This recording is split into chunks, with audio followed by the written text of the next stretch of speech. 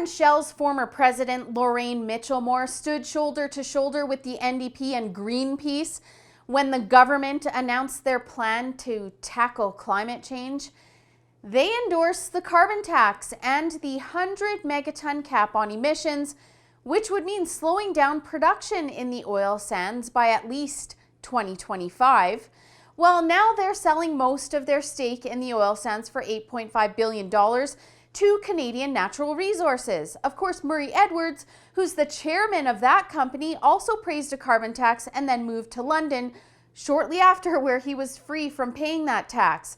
It turns out that they can push for a carbon tax on out-of-work Albertans when unemployment rates are at their highest in decades and people are lining up at the food bank, and then pick up and leave when they can't afford it anymore themselves. And you know what?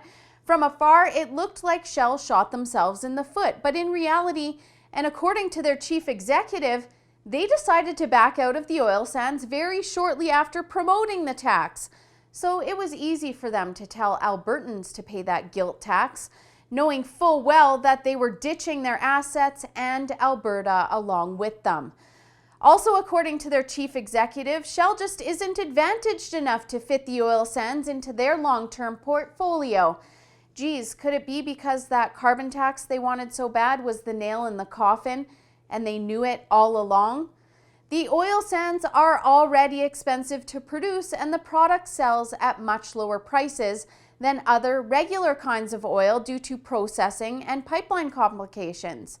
So Shell is so super disadvantaged and they'll ditch Albertans, but they'll keep taking your tax dollars to run their Quest carbon capture and storage facility, a project that was added to the Scotford refinery in Strathcona County in 2015 that will capture 1/3 of the emissions from the refinery. The total project cost was $1.35 billion and the NDP spent $745 million, while the feds handed over $120 million. So Shell didn't even have to pay half the cost for the project, and they built it with your tax dollars.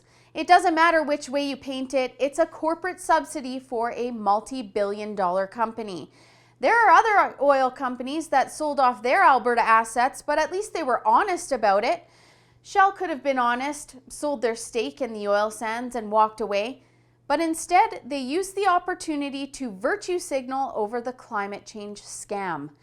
Instead, they're walking away with your tax dollars and the countless jobs that will be lost on top of the hundreds of thousands that have already been lost that come along with a transfer of power. For the Rebel.media, I'm Holly Nicholas. Thanks so much for watching. Make sure you don't forget to sign up for Rebel emails so that you don't miss any of our updates.